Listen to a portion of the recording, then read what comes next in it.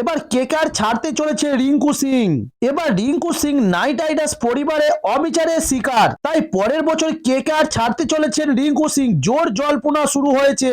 চলুন আজ জানাবো এ বিষয়ে রিঙ্কু সিং কি জানিয়েছেন এবং কবে থেকে কেকেআর আর দেখতে পাওয়া যাবে না রিঙ্কু সিংকে। তার আগে দর্শক বন্ধুরা, আমার চ্যানেলে নতুন হলে অবশ্যই আমার চ্যানেলটি সাবস্ক্রাইব করে সঙ্গে থাকুন পরবর্তী ভিডিও পাওয়ার জন্য। চলুন শুরু করি। কলকাতার নাইট রাইডার্স দলের মধ্যমণি হলেন রিঙ্কু সিং।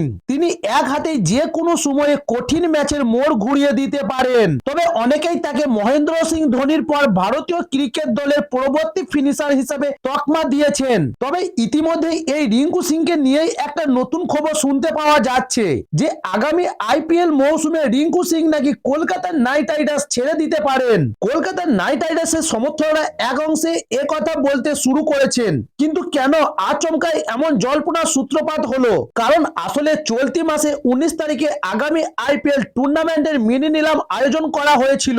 এই নিলাম অনুষ্ঠান থেকে কলকাতার নাইট রাইডার্স কার্যত ইতিহাস তৈরি করেছেন, কারণ অস্ট্রেলিয়ার ফাস্ট বোলার মিশেল স্ট্রাককে তারা 24 কোটি 75 লক্ষ টাকা দিয়ে দলে নিয়েছে। তবে এও জানিয়ে রাখি যে 2018 সালেও ট্র্যাককে দলে নেওয়ার চেষ্টা করেছিল কলকাতা নাইট রাইডার্স। তবে ফিটনেসের ইস্যুর কারণে তিনি শেষ পর্যন্ত আর এই টুর্নামেন্টে খেলতে আসেনি। তবে এবার যাই হোক, একদিকে ফ্র্যাঞ্চাইজি যখন দুহাত তুলে খরচ করছে, কিন্তু ঠিক সেই জায়গায় রিঙ্কু সিংকে তারা মাত্র 55 লক্ষ টাকায় ধরে রেখেছে।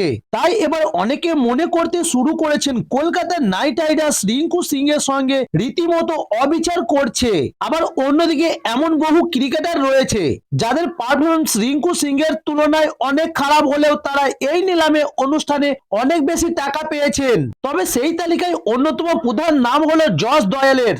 গত মৌসুমে জস গুজরাট টাইটান্সের হয়ে খেলেছিলেন, আর রিঙ্কু সিং এর হাতেই তিনি এক ওভারে 5টি ছক্কা হজম করেছিলেন। তারপর এই ঘটনায় তিনি এতটাই মানসিকভাবে ভেঙে পড়েন যে তারপর আর একটা ম্যাচও খেলতে পারেননি। তবে এবার রয়্যাল চ্যালেঞ্জার্স ব্যাঙ্গালুরু তাকে 5 কোটি টাকায় দলে নিয়েছেন, কিন্তু ঠিক সেই জায়গায় রিঙ্কু সিং কেন 55 লক্ষ টাকায় কলকাতা নাইট রাইডার্সে পড়ে থাকবেন? এবার তা নিয়ে অনেকের মনে প্রশ্ন উঠতে শুরু করেছে।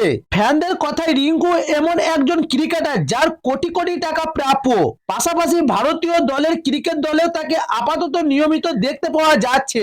রিঙ্কু কঠিন সময় মাথা ঠান্ডা রেখে কিভাবে একটা ম্যাচ বের করতে হয় তা ইতিমধ্যেই কেকেআর ব্রিগেডে এই ক্রিকেটার প্রমাণ করে দিয়েছেন। তবে সবচেয়ে বড় দুঃখের কথা হচ্ছে 2018 সালে কলকাতার নাইট রাইডার্স রিঙ্কু সিংকে 80 লক্ষ টাকায় দলে নিয়েছিলেন, কিন্তু 2022 মেগা অবকাশনে আগে তাকে ছেড়ে দেওয়া হয়। এরপর আবারও 2022 নিলামে তাকে 55 লক্ষ টাকা দিয়ে ঘরে তুলেছেন কলকাতার নাইট রাইডার্স। তবে এর থেকে বড় অবিচার আর কি বা হতে পারে? তাই রিঙ্কু সিং দল ছাড়া জল্পনা নেহাতি অমূলক কিছু নয়। তো দর্শক বন্ধুরা, এই ছিল আজকে নিউজ। সামনে আইপিএল আর আরো নিত্য নতুন ভিডিও পাওয়ার জন্য অবশ্যই আমার চ্যানেলটি সাবস্ক্রাইব করে সঙ্গে থাকুন।